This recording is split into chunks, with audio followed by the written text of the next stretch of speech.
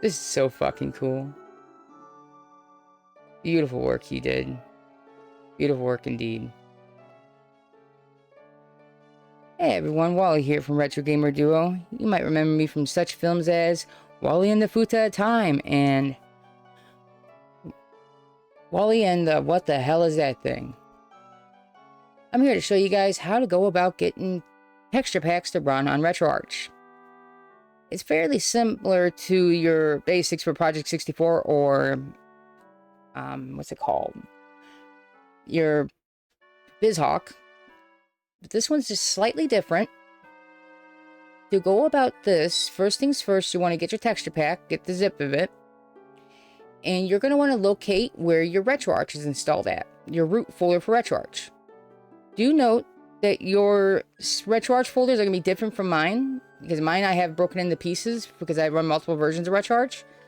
But with that said, if you go inside your RetroArch folder, which will go inside a temporary one I have set up, you'll see a folder called System. So you want to go inside your system, then you'll find a folder that says Mupin64 Plus. You want to go inside there. Inside here, you probably won't have any folders. If you do have a high-res text folder, that's good. Or if you have a cache folder, that's good. But if you do not have them, I suggest making them both, because then that will help you in the long run. Because depending if you're running a HTC file or if you're running the actual folders will determine if you would need one of those two folders to put your stuff in. So, what we'll do next is we'll go to Mupin64 Plus. As you can see, I have a cache folder and I have a high-res text folder. Inside the cache folder, I have the HTC and the HTS files. If you have those, you want to put them in your cache file. Now, let's say you have a zip of the actual folder that has all the textures like this. That's where you're going to want to make a high-res text folder. Those are your two main ones you're going to want to have. So after you load your files into either or of the setting, either or of the folders, which one you're ever working with, you want to come over to your game. Now, inside your game, you would want to go about making sure your settings are turned on.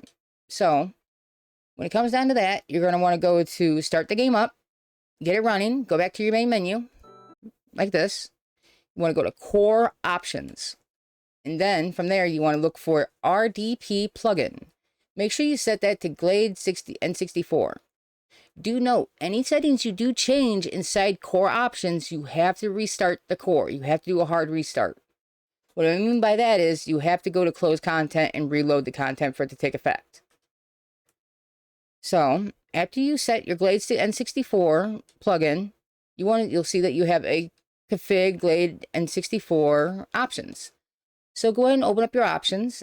Also, take note that if you do have high-res textures and all that stuff, you want to turn up your resolution to something higher. Otherwise, you won't see the difference, and your game might look a little blurry if it's too low of a texture or too low of a resolution. Do take note of a lot of settings in here. They should be about the same from what you're looking at. Might be slightly different, but I'll show the main ones that I use. Mainly, it's background mode. I have that set to one piece. Then as you scroll through, you'll find other stuff. The overscan doesn't matter. Mainly, you just want to have on cache textures. So that way you can have the cache file to that. And it will make the cache folder. But mainly what you want to have on is use high-res textures. And use high-res texture cache compression. And you want to have use enhanced high-res storage. With those three settings on, you'll be able to have texture packs inside your games. For example, I'll turn mine off. And as you can see, the game looks normal. Like I said, it doesn't register that you changed anything in the core options until you go close content. Once you close the content, it will save it to the file. So we're going to reload the game.